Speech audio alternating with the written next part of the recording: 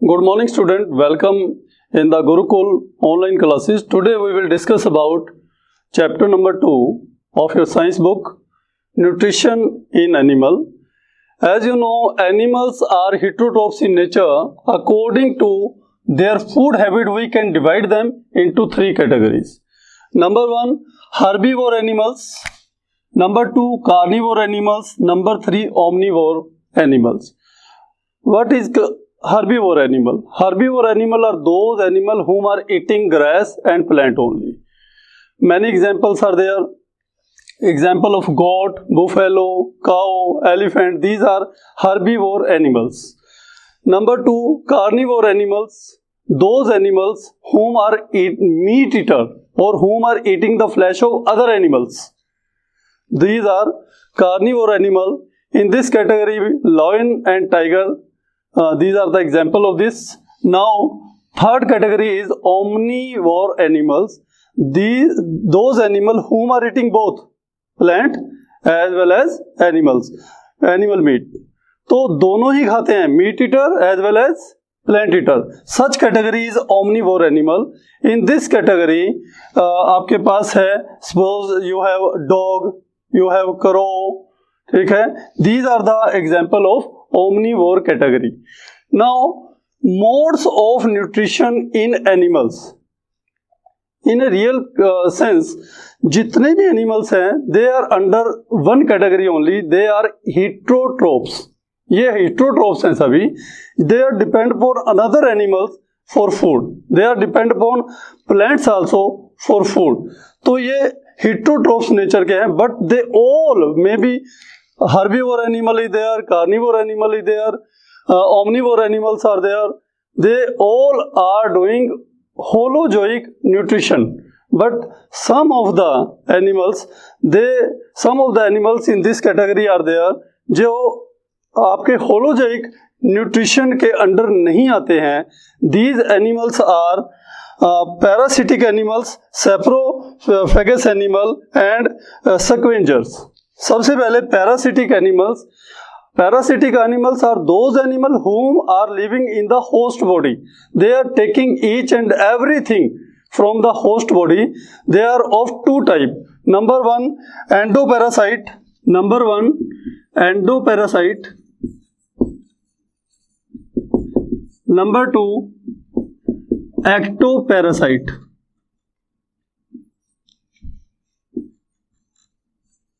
Ectoparasite.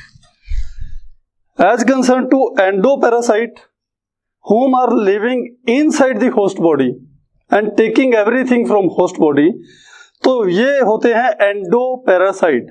In endoparasite, we have example of malaria, example of endoparasite. ठीक, this is the example of endoparasite. I am writing example below endoparasite. This is malaria parasite.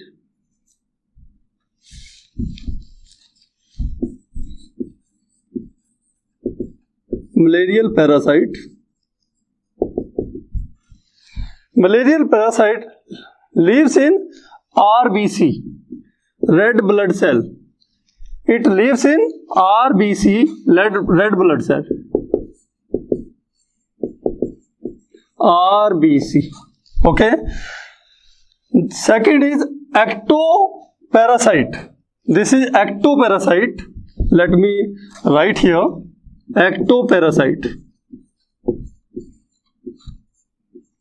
Ectoparasite means lives outside the body of host.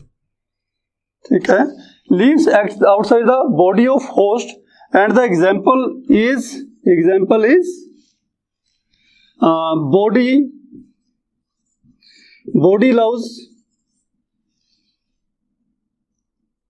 body louse. Number 2, bed bugs. These are ectoparasites. What they are doing? They are sucking blood from the host body. ये host body से blood suck कर लेते हैं. तो these are ectoparasite. Second category is saprophagous animal. Let me rub this now. let me rub this beta. Let me write here saprophagus. Saprophagus animal.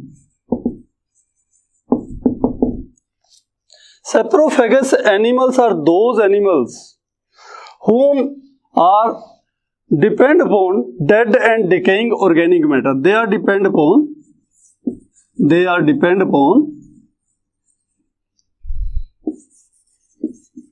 dead and decaying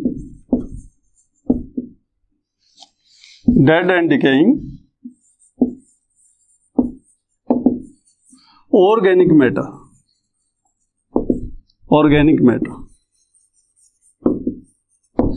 Example is earthworm. Earthworm is in this category. This is earthworm is a saprophagus because it depends upon dead and decaying organic matter. Okay. Now third one is scavengers. Let me rub this one also. Scavengers.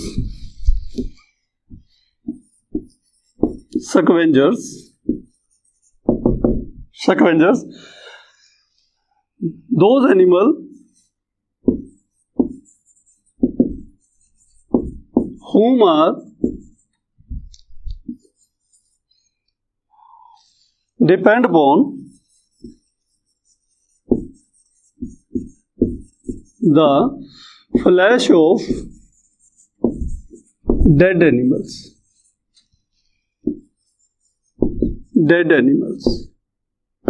They are scavengers. Example है आपके पास vulture, आपके पास example इसका है scavengers का, vulture, crow, etcetera. तो let me tell you once again, all animals according to food habit we can divide into three category: herbivore, omnivore and carnivore. But all are doing one thing, all are doing holozoic nutrition. But some animals are there in this category whom are not under this holozoic nutrition. वो holozoic nutrition के under नहीं आते हैं. This is parasitic nutrition. Number 2, saprophagus animals. Number 3, scavengers. Let me repeat: parasitic animals. Number 2, saprophagus animal. Number 3, scavengers. These are the animals, they are not under this category, but rest of the animals they are doing holozoic nutritions. ये बाकी सब animals जो हैं वो holozoic nutrition करते हैं. As concerned to ectoparasites. Ectoparasites में if you are not under proper hygienic condition, तो बेटा एक डेवलपमेंट होती है. This is development of body loves and bed bugs. यदि हम अपने बिस्तर को अच्छे से साफ करके ना बिछाएं, जो बेडिंग हम यूज करते हैं वो साफ ना हो, इन द सेम वे यदि हम अच्छे से नहाते नहीं हैं रूटीन में, तो such type of problem is automatically generating. तो this was about nutrition in animal. This was the chapter. This is about ये आपके पास था modes of nutrition in animals. That was about modes of nutrition in animals. Yes. Now let me discuss about this topic, process of holozoic nutrition. As I told you, every animal, human being also, they are under this category, holozoic nutrition. But the process involved with the holozoic nutritions are: number 1, ingestion. Ingestion means intake of food. It means intake of food. Intake of food. As you know well, different animals have different way to intake food. For example, हम खाना अपने हाथों से खाते हैं, but as concern to lion, वो आपको पता है हंटिंग के थ्रू अपना खाना खाता है, पहले शिकार करता है फिर खाना खा लेता है. In the same way frogs अपनी स्टिकी टंग के थ्रू अपना जो इंसेक्ट्स है उसको कैच करते हैं। तो intake of food, this is called ingestion. आपका इंजेशन जो है this is intake of food. तो जितने भी एनिमल्स हैं they have different way to intake food, उनका अलग अलग वे है। तो you must draw a table. आपको मैं ये एक असाइनमेंट दे रहा हूं, you must draw a table. आपने एक टेबल बनानी है कि किस एनिमल, कौन सा एनिमल किस तरह से फूड को इनटेक करता है। ओके, नंबर 2 आपके पास है डाइजेशन। डाइजेशन, इन डाइजेशन में भी ये किसी अमीबा में हो, मे बी एनिमल्स में है, ह्यूमन बीइंग में है, but only one main thing is there. आप इसके अंदर है insoluble organic matter,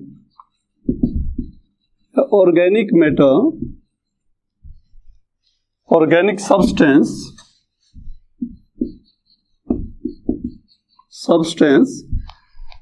change into soluble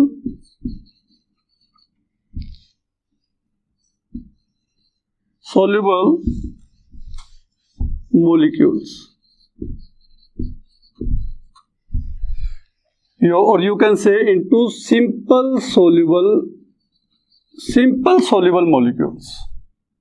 आप इसको लिख सकते हैं simple soluble molecules। About digestion, in this what happen, this is second step है, second process में second step है। Ingestion means intake of food। हमने खाना खा लिया, after that digestion is there। Digestion में क्या है, इसमें whatever we are eating, definitely we are eating organic substances, but these organic substances are very much complex in nature. ये बहुत ही कॉम्प्लेक्स नेचर हैं, ऑर्गेनिक सब्सटेंसेस हैं, they are complex nature हैं, ये इनसोल्यूबल हैं। तो डाइजेशन में क्या है, insoluble organic substance will change into simple soluble molecules। ये simple soluble molecules में बदल जाते हैं। Now third one, absorption। This is third step। Here digested food is there and the material required for body, ये क्या है, intestinal wall जो है, intestinal wall absorb that material, the material which is required for body, just like amino fluid, fatty acid। तो ये जो material हैं which are body required, तो this material absorbed by intestinal wall and after that it circulate from intestinal wall to whole body with the help of blood stream. ठीक है, intestinal wall जो है, intestinal wall absorb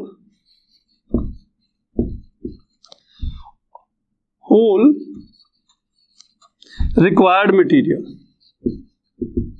required और digested material which is required for body. I told you about amino acid, fatty acid. तो इस तरह का जो मटेरियल है, amino fluid, fatty acid, such type of material intestinal wall उसको ऑब्जॉर्ब कर लेता है। ठीक है, जो रिक्वायर्ड मटेरियल है उसको ऑब्जॉर्ब कर लेता है एंड आफ्टर दैट इसको सर्कुलेट करता है with the help of blood stream. Blood stream के थ्रू पूरी बॉडी के अंदर सर्कुलेट कर देता है। This is absorption। Now assimilation, what is assimilation? Assimilation means utilization of that digested or you can say required material। उसका use क्या है, यूज है for new cells, for building of new cells. Okay, ये use क्या है इसका, for building of new cells as well as energy for life sustainable processes. Energy assimilation means utilization of that required material। ये utilise करना है body का, पूरे मतलब बॉडी के लिए जो रिक्वायर्ड मटेरियल है उसका प्रॉपर यूटिलाइजेशन ठीक है, and this is connected with energy and new cells. तो this is the in this process new cells is you can say building. New cells is building due to assimilation. After this, last step is egestion. Egestion means removal of non-required material or undigested material. Okay, removal of non-requirement means so many solid material or liquid material is there. In case of feces, जिसमें stool है, urinal है, these are not required for the body. ये body के लिए जरूरी है, तो इसको एग्जिट आउट करना, इसको रिमूव करना from the body, this process is called egestion. ये प्रोसेस क्या है? इजेशन है. तो today I told you about process of holozoic nutrition. Holozoic nutrition I told you her animals, every animals as well as human being, they are doing holozoic nutrition. वो holozoic nutrition करते हैं.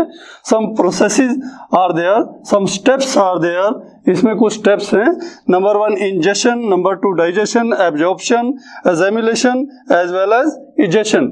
but beta, let me tell you once again, ingestion means intake of food, digestion means ये conversion है insoluble organic complex material to simple soluble material, इसमें conversion आता है.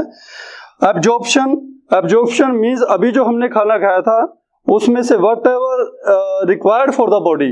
आई told you about amino fluid, fatty acid, आपको मैंने जो बताया, ये these are required material for the body. तो इंटेस्टिनल वॉल इसको एब्जॉर्ब कर लेती है and after that circulate this material from intestinal wall to whole body with the help of blood stream. After that assimilation, यहाँ पर क्या है? this is the development, utilization of that material. जो भी हमने अमीनो फ्लूइड हमने utilise करना है, फैटी एसिड हमने यूटिलाइज करना है, तो ये हमारे पास assimilation है. इसमें हमें क्या मिलता है बेटा? Energy and development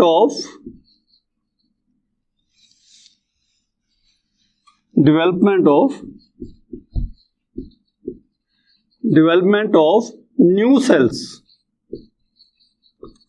Okay, so beta, that was the topic about process of holozoic nutrition.